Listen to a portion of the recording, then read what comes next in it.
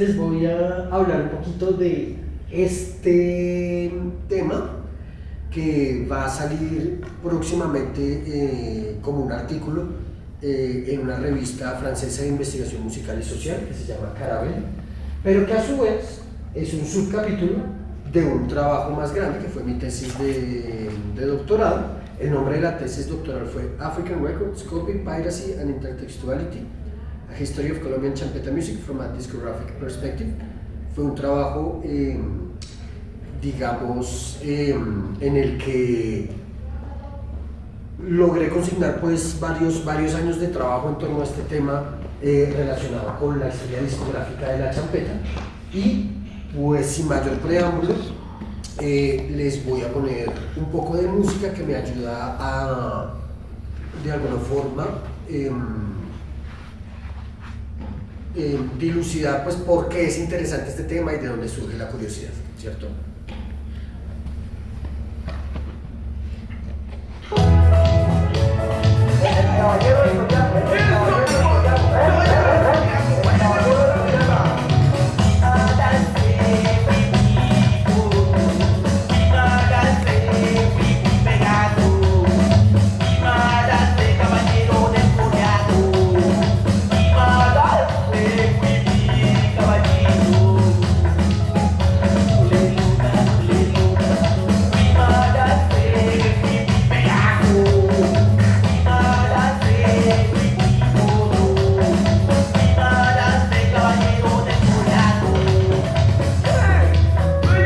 Bueno, entonces tenemos 20 minutos, si mal no estoy, para hablar de este tema, así que me toca poner un poquito más cortos los fragmentos. Como ustedes ven, pues esta es una canción que hace parte del género de la champeta criolla.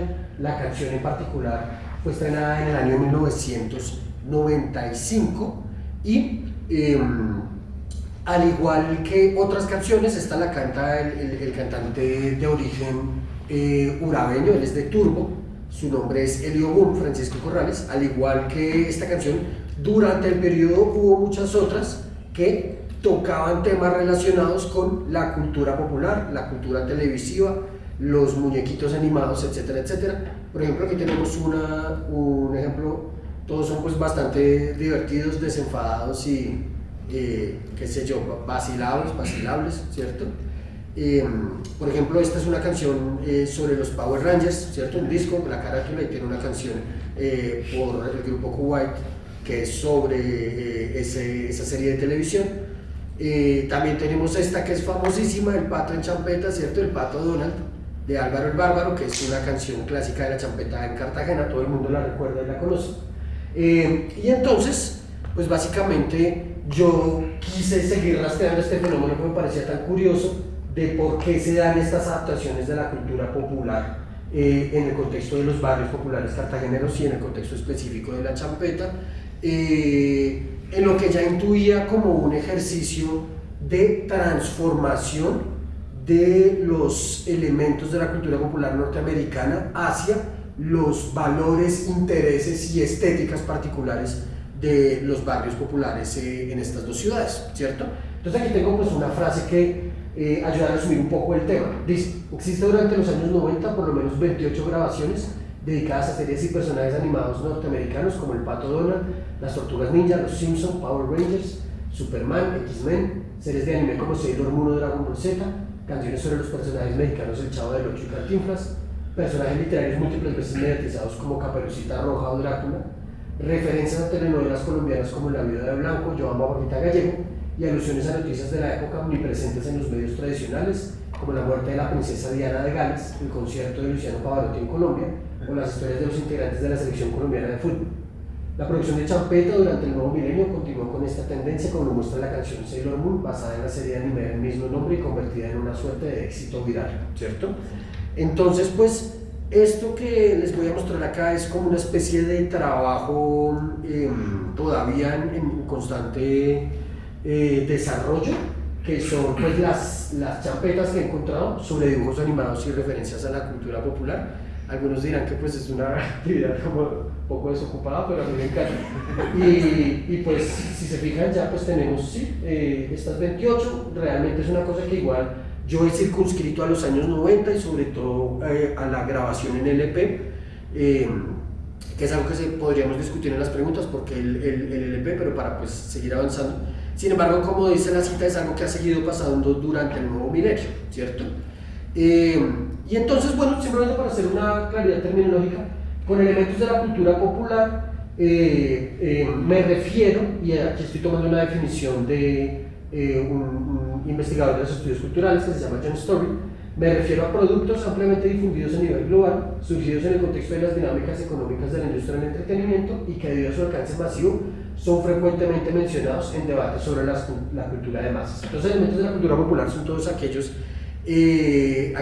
obras, series, canciones, productos distintos que son ampliamente mediatizados en las grandes, digamos, esferas de reproducción comercial, ¿cierto? En las cadenas mainstream, por los sellos mainstream,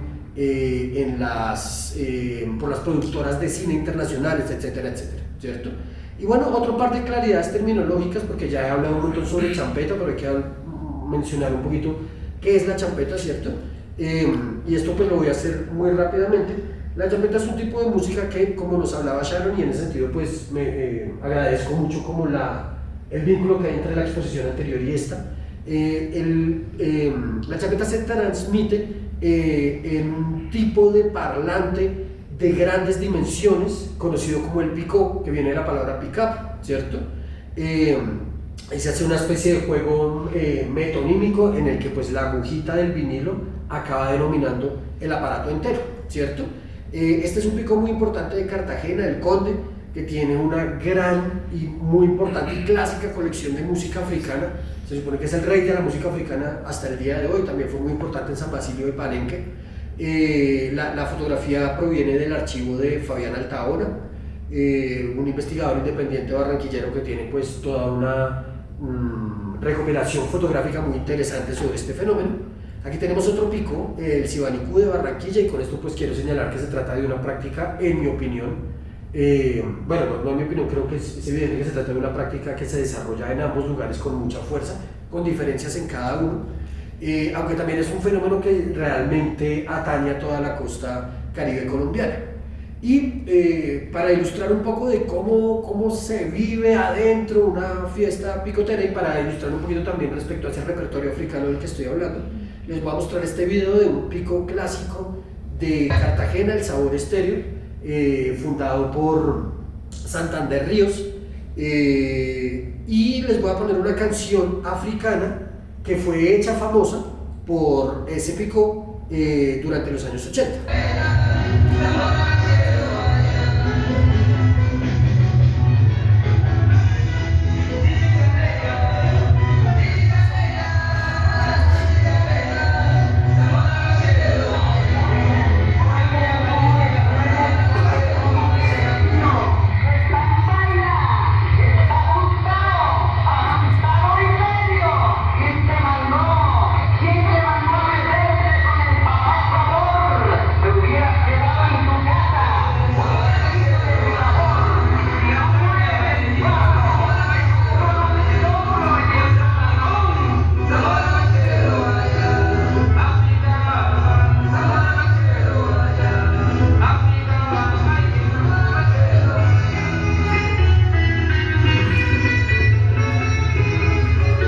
Entonces, bueno, esto fue menos de un minutico, esto es desde las tornamesas del picó, ¿cierto?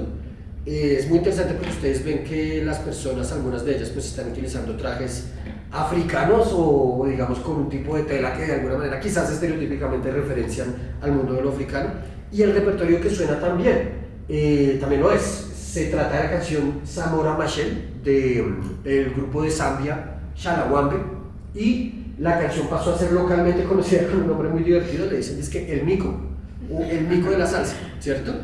Y como ustedes ven, pues las canciones no se reproducen de una manera continua, sino que están todo el tiempo interrumpidas por placas, por voces, por anuncios de narradores que están todo el tiempo mostrando pues la fuerza y la dominancia desde un lugar muy masculino, podría decirse, de ese sistema de sonido en comparación con los otros sistemas de sonido, con los otros picos con los que están desarrollando constantemente una competencia. Entonces aquí pues nos vamos a dos términos muy importantes, los vamos a resumir rápidamente. En el contexto del Caribe y en el contexto de la fiesta del Picó se utiliza el término champeta africana. La champeta africana es la música internacional de África, como la acabamos de oír, y del Caribe no hispano, que se transmite en los sound systems caribeños colombianos desde los años 70, ¿cierto? También hay otro término muy importante y que es clave para esta exposición, que es el término champeta criolla. Es la música local que imita a la champeta africana, también transmitida en los sound systems locales, especialmente desde los años 90, ¿cierto? Entonces, en esta exposición vamos a ver cómo se genera pues todo un repertorio de música producida en Cartagena con mucha fuerza, también en Barranquilla, donde se imitan esas canciones africanas que se hicieron famosas en los picos.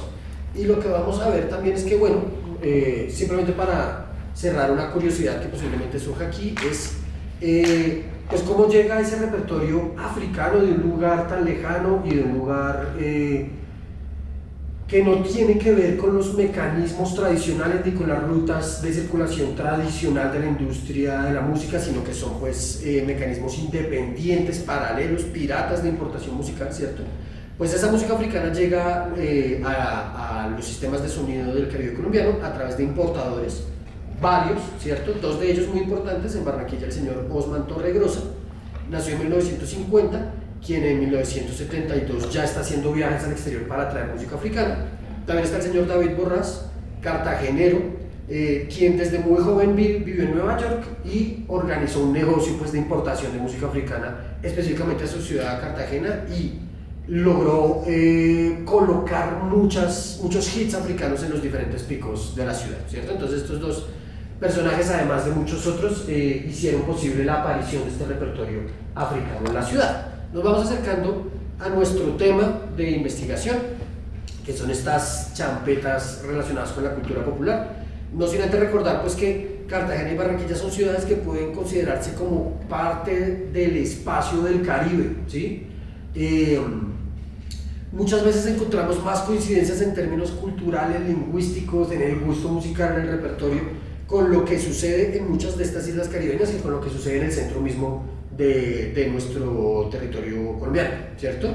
Y es importante esto también porque también en el espacio del Caribe, particularmente en Jamaica, se dio una práctica muy importante de sistemas de sonido, ¿sí? No se les llaman picos en Jamaica, se les llaman sound systems, pero básicamente pues son prácticas que tienen mucha conexión con lo que está sucediendo, ¿cierto? En Barranquilla y en Cartagena.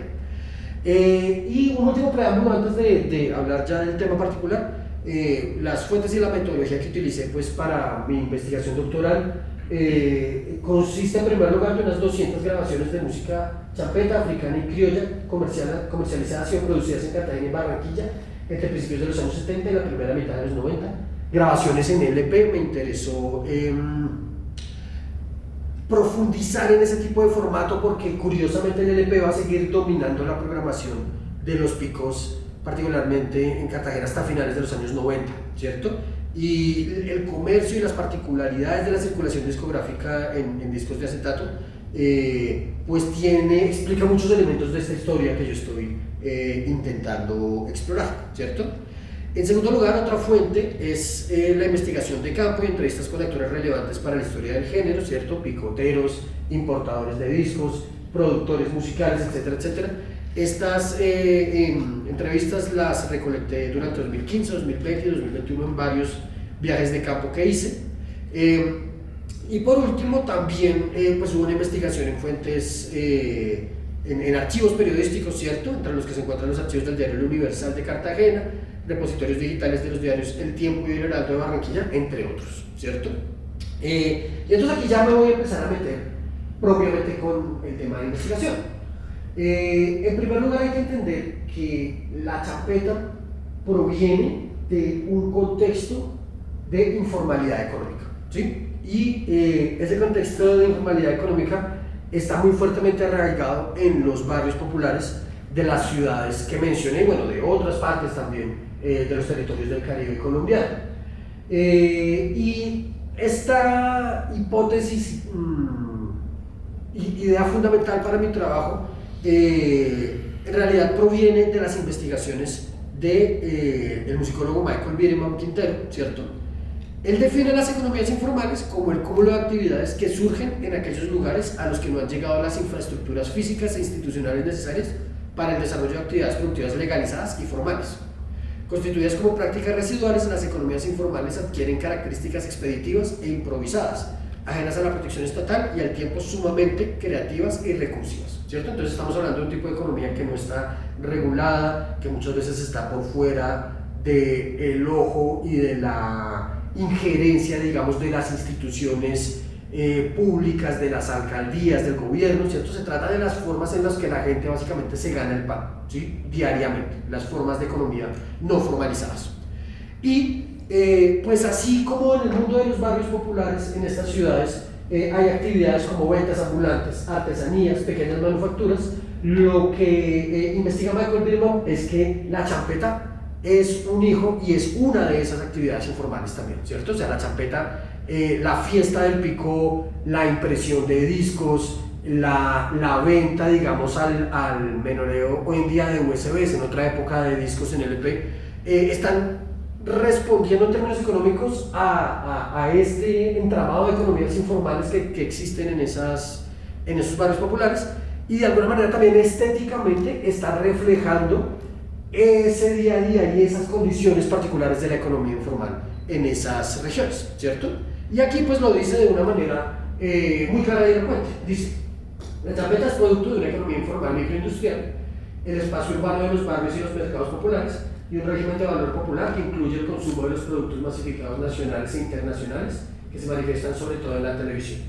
Sin embargo, también tiene sus propios sistemas estéticos e iconográficos. La lógica de la estética popular es más bien una apropiación de los símbolos y significados de la cultura dominante para recontextualizarlos dentro de un esquema estético muy propio. Entonces aquí ya tenemos una especie de ancla entre el tema de la economía informal y lo que estamos hablando sobre la reutilización y la transformación de los elementos de la cultura popular de acuerdo a un esquema individual, ¿cierto?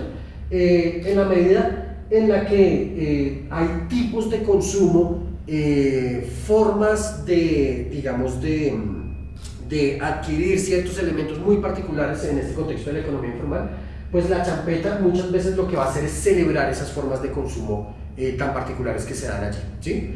Un ejemplo muy famoso, el teclado SK5, ¿sí? El teclado SK5 es un teclado que puede producir sonidos de perrito, ¿cierto? Y que tiene como un sampler muy rudimentario. Y cuando uno oye una canción de champeta, todo el tiempo está escuchando ese sonido de ese teclado, ¿sí?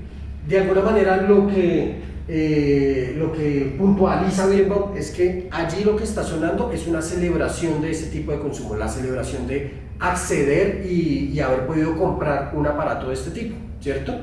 Cuando uno escucha una canción de champeta que está de alguna manera rehaciendo una canción africana, lo que está oyendo también es como una celebración de que ese repertorio existe en ese lugar particular, ¿sí? No de que existe en los medios tradicionales, no de que existe en el lugar del comercio musical global, sino que de allí, en ese espacio informal del barrio popular, se escucha esa canción, y bueno, esa canción criolla lo que está haciendo es imitar esa canción que pertenece un poco al entorno particular del barrio, de los barrios de Cartagena y Barranquilla, ¿cierto? Entonces, la lógica de la estética popular es más bien una apropiación de los símbolos y significados de la cultura dominante para recontextualizarlos dentro de un esquema estético muy propio. Lo que está sucediendo es que, pues también en la medida en que la gente consume elementos de la televisión, compra calcomanías con elementos de la cultura global, pues la idea no es solo comprarlos, sino también incluirlos dentro de los propios intereses estéticos que hay en el lugar, ¿sí? Entonces, no se trata de que yo pues voy a prender el televisor y poner los Caballeros del Zodiaco y punto, sino que voy a volver eso algo relevante para mi contexto local, también para mi economía informal de la que hago parte.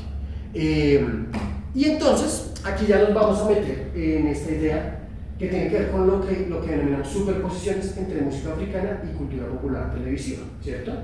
Entonces, tal como reflexiona Birnbaum, la champeta es un género que busca performar y estetizar las redes económicas desde las que surge y el tipo de consumo de quienes participan de su práctica, ¿cierto? Lo que acabamos de mencionar. Los ejercicios de intertextualidad y reciclaje se constituyen como estrategias idóneas para referenciar aquellos elementos que orbitan el universo cultural y material de los barrios populares.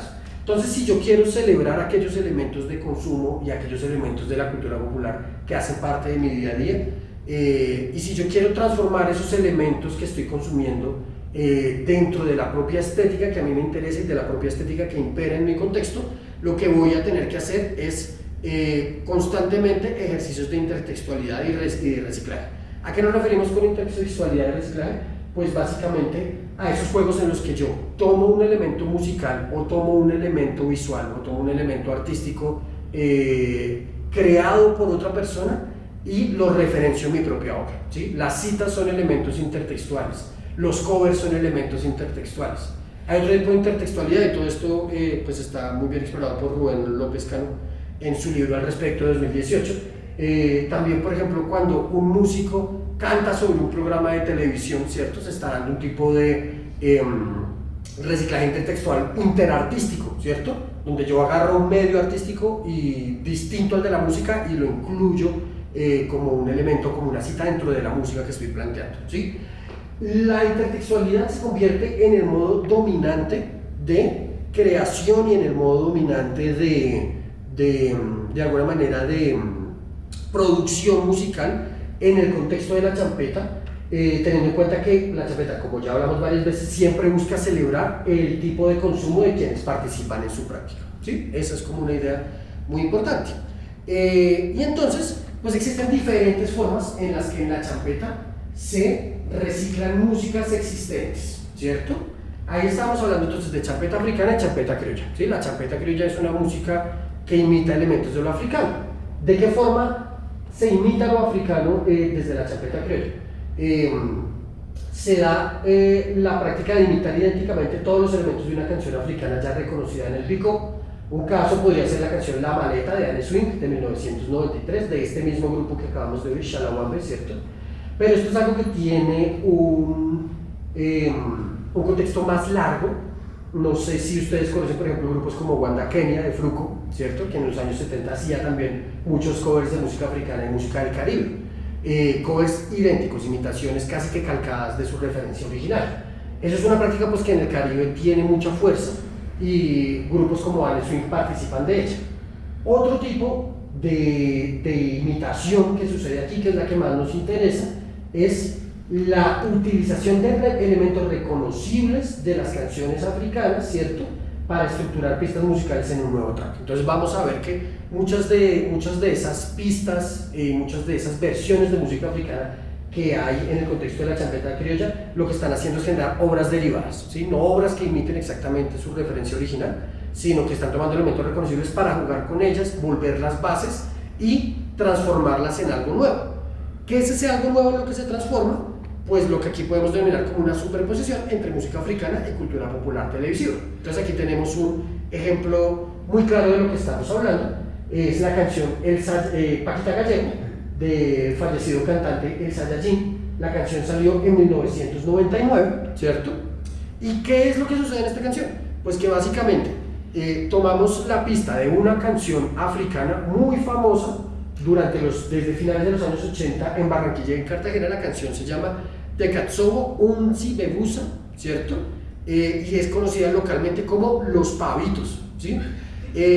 Y básicamente esa canción, bueno, hay una historia larguísima sobre por qué se volvió popular esa canción, que incluye muchos tipos diferentes de piratería que yo no conocía ni siquiera, pero el punto es que esa es una canción que perteneció primero a un pico de Barranquilla. Luego unos cartageneros lograron de alguna manera extraerla de la colección del picó de Barranquilla para ponerla en su propio picó. El picó original es el timbalero, el picó que extrajo la canción y se la robó, podríamos decir, es el Rey de Rocha. Y luego sucede que se revela cuál es el nombre original de esa canción, la gente la empieza a comprar por diferentes medios y entonces desde Cartagena se empiezan a hacer versiones nuevas de esa canción, un poquito como aprovechando toda la inercia y todo el gusto que hay en el público por esas diferentes etapas y por toda esa historia que se ha generado en torno a ella, ¿cierto? Vamos a escuchar cómo suena esta canción original. Los Pavitos es una canción surafricana, pertenece al género Bakanga y está cantada en una lengua tradicional de la región limítrofe entre Sudáfrica y Namibia.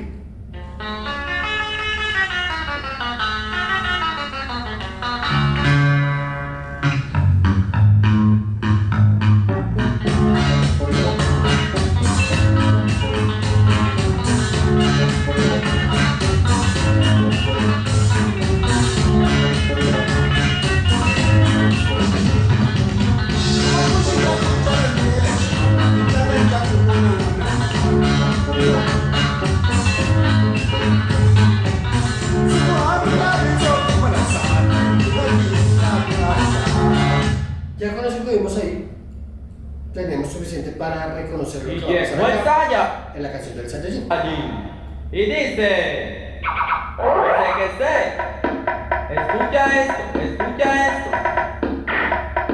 Todo comenzó en el bar, todo comenzó en el barrio.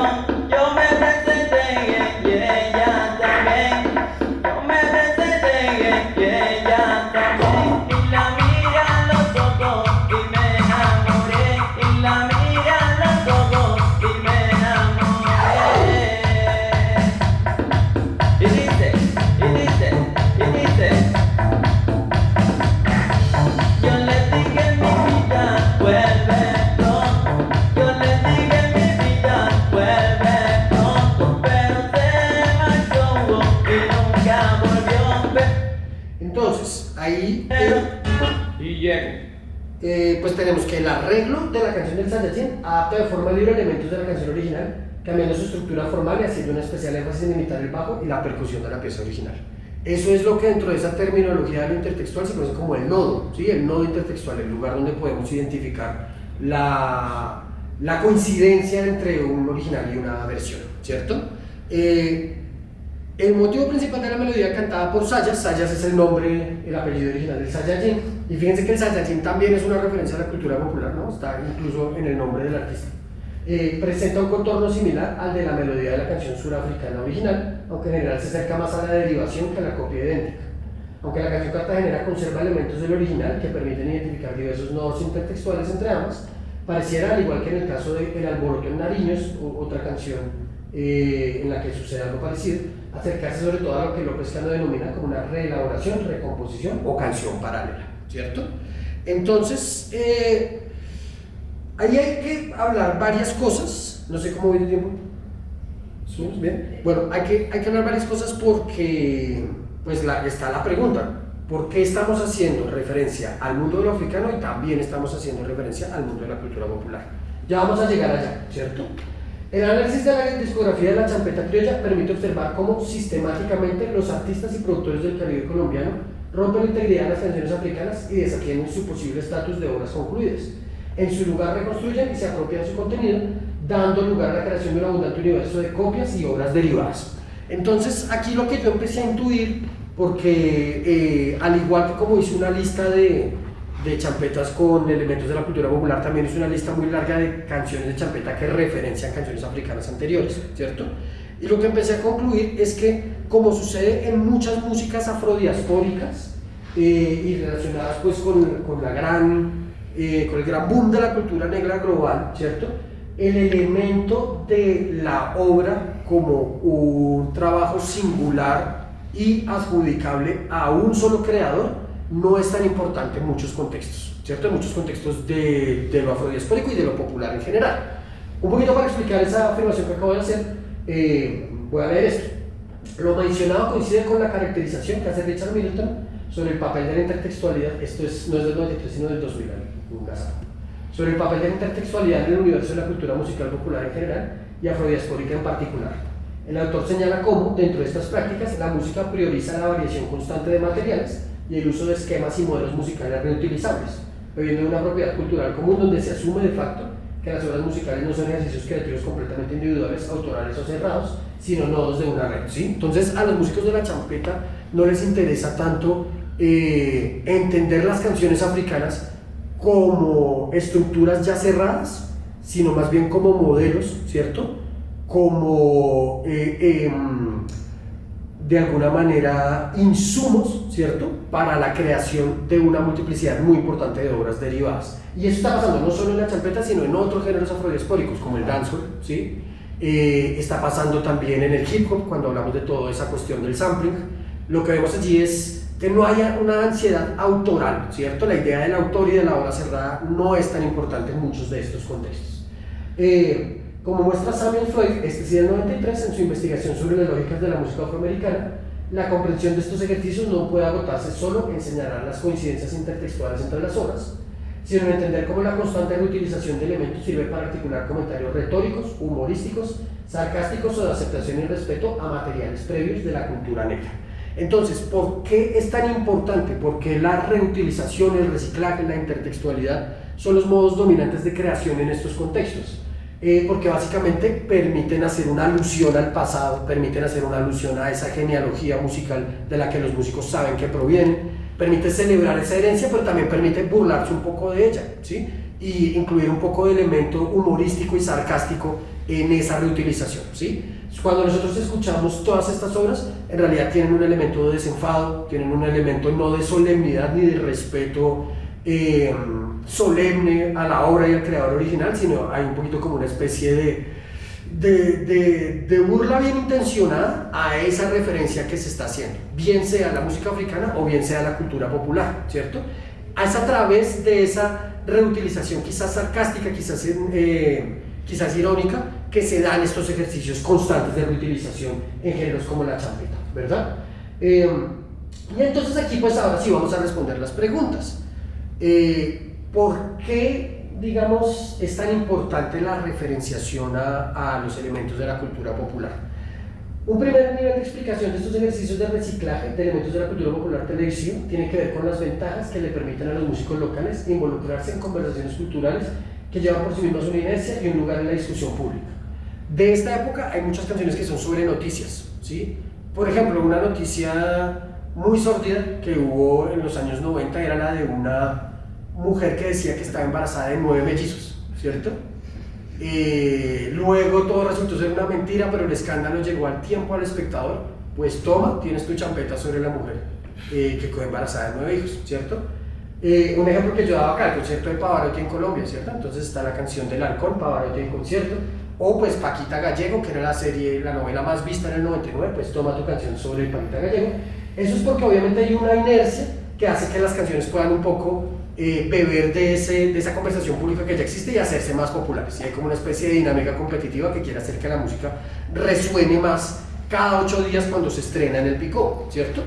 Entonces, pues las marcas registradas de la cultura televisiva construyen el espacio público, se construyen el espacio público como objetos de deseo colectivo.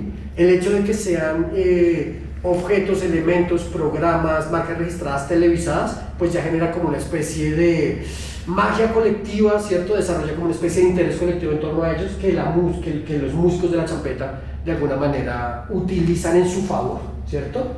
Sin embargo, aquí tenemos que hablar de algo que es muy importante mencionar también, y es que todo esto que estamos hablando está mediado por la piratería, ¿sí? La champeta de Dragon Ball Z no paga derechos por la utilización de esa marca registrada, la champeta de los Caballeros del Zodíaco menos, ¿cierto? Sucede lo mismo con las champetas sobre la televisión, o sea, y muy importante, esas pistas africanas que se están utilizando tampoco a los creadores originales tampoco se les está compensando, porque esas canciones africanas llegan desde un lugar de informalidad económica, como ya habíamos visto. Son procesos de importación piratas, subterráneos, ¿sí? Entonces, aquí pues yo trato de ver esto desde un lugar optimista, ¿sí? Lo que se habla sobre la piratería, lo que se habla sobre el irrespeto pues de los derechos de autor, de la propiedad intelectual, siempre se ve desde un lugar un poquito condenatorio, ¿sí? Yo hablaba con un músico cartagenero que toca música tradicional y me decía, no, esa música es pura copia, esa música es puro choreo, esa música es puro robo. Y yo intuía cuando hablaba con él de eso que la cosa no es tan simple, ¿cierto? Entonces, las marcas registradas de las grandes corporaciones del entretenimiento han servido, en este caso, como materiales que permiten la construcción de prácticas creativas en el contexto popular. Estas subvierten las expectativas de consumo que la gran industria del entretenimiento impone alrededor del globo. El proceso solo es posible mediante la ruptura de las lógicas económicas y culturales fijadas legalmente por las leyes del derecho de autor. ¿Qué hacen las leyes del derecho de autor? Fijadas pues por grandes corporaciones internacionales y por la economía ahí sí formalizada, decidir quién puede o quién no puede copiar, ¿sí? Si yo quiero hacer una obra en la que agarre el personaje de Seiya de los Caballeros del Zodíaco y quiero hacer eso formalizadamente, pues tengo que pagarle a los creadores originales, y estamos hablando de un contexto popular, informal, del barrio, digamos, subalterno dentro de la economía local, del barrio pobre, por ponerlo en términos claros, ¿cierto? Lo que dice el derecho de autor y lo que dicen las lógicas económicas del derecho de autor es que esa persona del barrio popular no tiene derecho a utilizar ese personaje como un insumo creativo, ¿sí? Porque no tiene cómo pagar para ello. Y lo que a mí me parece de alguna manera interesante, subversivo en un buen sentido de esta práctica, es que estas personas no esperan al aval de la regulación del derecho al autor ni al aval de la formalización económica, que es de por sí elitista y excluyente en términos económicos, para generar sus propios procesos creativos, ¿cierto? Entonces en ello hay algo de alguna manera políticamente interesante sucediendo, ¿cierto? Y entonces ahí pues nos metemos en este tema de lo que Rosemary Kuhn denomina el control mimético. Ella habla del control de la mimesis y dice: las legislaciones en torno al derecho de autor, defendidas por los grandes poderes corporativos, buscan establecer a través de constricciones legales y económicas un monopolio sobre la decisión acerca de cuáles sujetos sociales son aptos o no aptos para ejercer la actividad de la copia y la imitación, decidiendo también qué prácticas y productos constituyen o no copias autorizadas. Estas lógicas de control y restricción de lo mimético, ¿cierto? La mimesis es la imitación, por ponerlo de una forma simple, entra en tensión con la informalidad de las economías del Caribe colombiano, donde los sujetos echan mano de la imitación como insumo legítimo para las prácticas creativas, ¿sí? ¿Cómo pudo la música africana constituirse como un demarcador identitario, cultural, geográfico tan importante en el Caribe colombiano? A través de la piratería, ¿sí? Si eso se hubiera hecho a través de medios formalizados, no tendríamos música africana en el Caribe y no tendríamos ese proceso cultural tan impresionante y tan interesante que se ha dado en torno a la champeta. Y al mismo tiempo, si hubiéramos seguido esas regulaciones y esas cuestiones de la formalidad económica, pues tampoco hubiéramos podido mezclar ese repertorio del africano con esos intereses más contemporáneos pues, que tienen los músicos, ¿cierto? De representar ese otro universo de consumo, que es el universo del consumo pues, de las grandes marcas, ¿sí? Y entonces aquí pues hay otra idea importante: el conflicto se hace particularmente urgente si se retoma la conceptualización de las músicas populares y afrodespóricas hechas por Middleton o Floyd, quienes describen el reciclaje y intertextualidad como sus ejes centrales. Resulta que hemos hablado de que la intertextualidad como modo dominante de creación existe no solo en la champeta, sino en el dancehall, en el hip hop, en el son cubano, ¿cierto? Que todo el tiempo está reciclando esquemas y variaciones melódicas de canciones que están siendo utilizadas al mismo tiempo, paralelamente por muchas personas, ¿sí? Si nosotros aceptáramos la legitimidad de la ley del derecho de autor y de la formalidad económica sobre la propiedad intelectual, entraríamos en una tensión muy fuerte con múltiples prácticas de las músicas afrodiaspóricas que tienen como elemento principal creativo la reutilización y el reciclaje, ¿sí? Entonces es particularmente urgente de alguna manera criticar muchas de las cosas que se asumen respecto a la propiedad intelectual y la piratería, teniendo en cuenta que son de alguna manera excluyentes de prácticas musicales populares que existen además desde hace mucho tiempo, ¿sí? Y pues ya voy a finalizar con esta idea de Marcus Boone. Marcus Boone lanzó en 2010 un libro muy polémico y muy interesante con la editorial de Harvard que se llama In Praise of Copying, en aprecio o en favor, ¿cómo sería in praise? En celebración de la copia, ¿cierto? Y básicamente él habla de cómo, pues en este mundo en el que vivimos, que está dominado poblacionalmente por favelas, shantytowns, aquí en Colombia los llamamos barrios de invasión, en Argentina les llaman villas, ¿cierto? Las personas que viven en ese tipo de espacios donde impera la economía informal son millones, ¿sí? No son unas pocas, no son una excepción, son la mayoría. Y en esos espacios la copia y la ruptura de la propiedad intelectual dinamiza elementos de la economía popular de una manera muy fuerte, ¿cierto? Entonces, él habla de cómo la persecución de la copia lo que está mostrando es un sistema económico tambaleante que no entiende y una conceptualización también tambaleante de la economía. Es una conceptualización de la economía que no entiende cuáles son sus verdaderas lógicas, sus verdaderas dinámicas, cómo es que realmente vive la mayoría de la gente en el mundo, ¿cierto? Entonces él dice: en Occidente, para Marcus Boone, la copia es generalmente leída en asocio a la falsificación, a connotaciones de ausencia de autenticidad y de crecimiento. Sin embargo, en el contexto de buena parte del planeta, donde prevalecen las economías informales, la copia es la herramienta que permite el acceso a materiales y mercancías que, por las vías reguladas, serían imposibles de conseguir, ¿cierto? La realidad de la economía global es que la copia permite la abundancia, no el decrecimiento, ¿cierto? Y por eso él utiliza este término del estilo abundante. La copia permite generar, crear, duplicar. La copia no es solo algo que obligue a ausencia de autenticidad y de crecimiento. en términos fácticos, en términos materiales, su labor social, su rol social es el contrario, ¿cierto? Y para finalizar, pues está esta idea relacionada con el estilo abundante. La historia aquí descrita del comercio discográfico de discos africanos y su piratería, o de la imitación no autorizada de marcas registradas de la televisión, son ejemplos de lo mencionado. El autor propone, Marcus Boone, entender cómo la copia permite a las comunidades expandir y multiplicar sus herramientas y creaciones para la generación de abundancia y de excedentes. Esto es una idea que va en la misma línea de lo que mencioné. No habría cultura africanista en el Caribe si no hubiera sido por la piratería, ¿sí? No habría todo este ejercicio de reciclaje, reutilización y diversión y vacile en torno a los elementos de la cultura popular si no hubiera piratería y de alguna manera ruptura de la propiedad intelectual, ¿cierto? Entonces estas son algunas de las ideas pues, que he venido concluyendo. Como se dieron cuenta, pues entender la historia y la lógica de la champeta parte también por reconsiderar algunos elementos y algunos de los prejuicios que tenemos sobre este problema del derecho de autor, la propiedad intelectual, la autoría singular y la obra singular, ¿cierto? Son definitivamente pues reflexiones mucho más profundas. Como les digo, pues están presentes tanto en la tesis doctoral como en el artículo que va a salir pronto, y a alguno le interesará acceder a ellos, con mucho gusto lo podría compartir. Y bueno, esta es parte de la bibliografía que utilicé en específico para este artículo, pues muy importante como base teórica los textos de Michael Birnbaum, ¿cierto?